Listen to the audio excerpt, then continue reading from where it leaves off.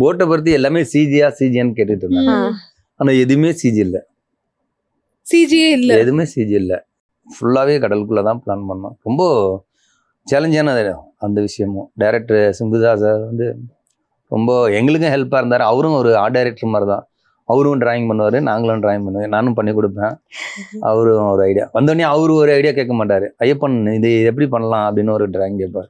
ஒன்றும் இல்லை, நம்ம கடலுக்குள்ள இருந்து ஒரு 20 feet தள்ளி தான் அது ஒரு ரேம்ப் போட்டிருந்தோம்.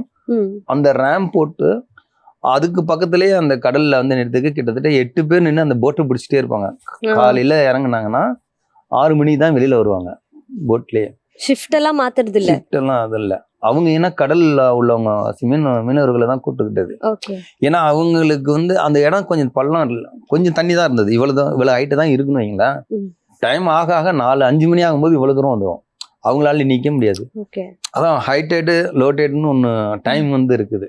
அந்த டைம் போட்டு நம்ம அந்த டைம் தான் அவங்கள இறக்குவோம். மற்ற டைம் இல்லை, போட்டை வெளியில வச்சுட்டு ஃபுல்லாக கொஞ்சம் தூரம் தள்ளி வச்சுக்கிட்டு அந்த அலை அடிக்காத இடத்துல கொண்டாந்து வச்சுட்டு ஷூட் பண்ணுவாங்க.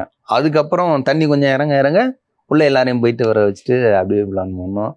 அதே மாதிரி போட் ரெடி பண்றதுக்கு கிட்டத்தட்ட ஒரு 15 நாள் ஆச்சு, 15 days ஆயிடுச்சு.